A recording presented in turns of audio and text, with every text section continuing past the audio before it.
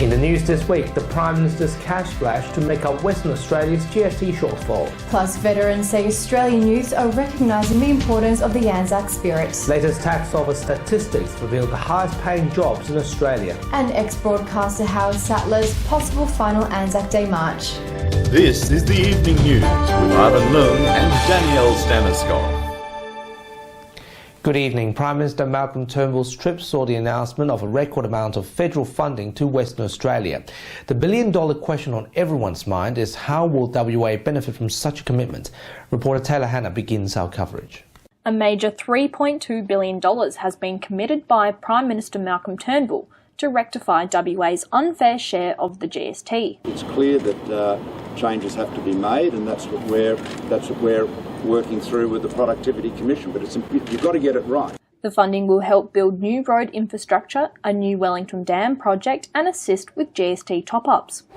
Significant funding for Metronet has also been committed. For the first time, we've seen a Liberal Party actually acknowledge the Ellenbrook rail line is something worth funding, and we're very keen that the federal Liberal Party has committed $500 million to that project. This is a plan to get West Australians home sooner and safer, to bus congestion, to improve everybody's amenity here in this great city.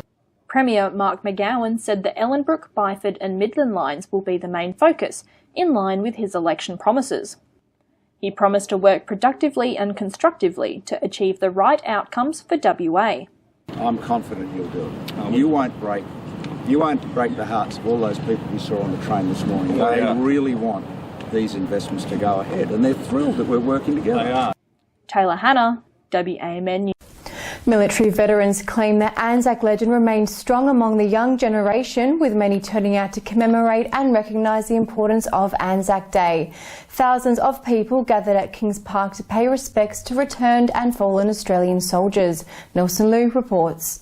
These war medals belong to Aaron Burns' second great uncle, and Aaron's proud to be wearing them. His uncle earned them after serving in World War I, and Aaron is honoured for his service. I am just beyond proud to have a family member that served our country. He believes all military veterans need to be acknowledged. We should honour all returned servicemen every day of the year.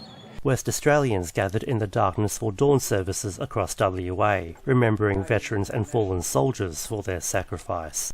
Today we reflect on the service and the sacrifice of those who have served our nation in conflicts past and present.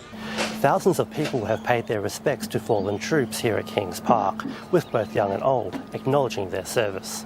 Young Australians recognise the significance of the Anzacs, keeping the legend alive at the march. It means following the spirit of Anzac, so sharing the values of courage, loyalty. It is a vital part of our history, and it signifies a lot to many people. And war veterans believe that significance remains strong among young Australians. They certainly get tradition, and they certainly get the importance that ANZAC Day has. Nelson Liu, WAMN News. The Swan River footbridge has hit a milestone, with one of the central wishbone arches being lifted into place. This arch sits 70 metres above sea level, with the second half of the arch expected to be lifted in the coming weeks. The central arch will comprise of two 120 metres long and 35 metres wide steel beams, weighing 400 tonnes. The project is on track to be completed by the end of May. What we'll see is a changed skyline for Perth forever. So already I think everyone walking past has seen that this is a significant project, a very complex project too. It's not one that has been ever built in WA. Police are hunting a group of men following a sickening brick attack on two people in Mandurah. The group confronted a 27-year-old man at about 1:30 a.m. on Tuesday, with two men throwing bricks at him and later a woman who tried to stop the fight.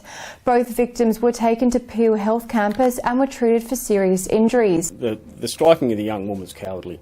She's gone in there to protect her partner that's already been struck, and he's gone to ground. He's managed to gain his feet, and she's there to protect him. She's not being aggressive in any manner, not by any shape or form. So that it's just completely uncalled for. Data from the Australian Tax Office has revealed Australia's highest paying jobs. The figures were based on an individual taxable income, with surgeons coming in number one, earning $393,000 per year. Other medical professions, including anaesthetists, psychiatrists, internal medical specialists and medical practitioners, also made the top 10. Financial dealers, judicial and legal professionals, mining engineers, CEO and engineering managers also made the list, all earning above $148,000. A historic summit was held at the demilitarised zone between North and South Korea leaders, where Kim Jong-un and Moon Jae-in began talks of regional peace. There are discussions of new agreements were signed to achieve complete denuclearisation in the Korean Peninsula.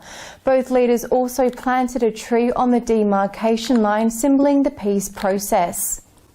US President Donald Trump will visit Britain in July, a move which defies the wish of local protesters.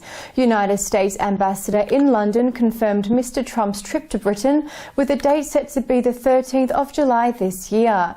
British Prime Minister Theresa May has invited Donald Trump to visit the UK during her trip to the White House.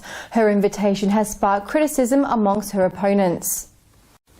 And finally this week, you can't stop his fight against social issues, but former Talkback radio host Howard Sattler may have participated in his last ANZAC Day March because of poor health.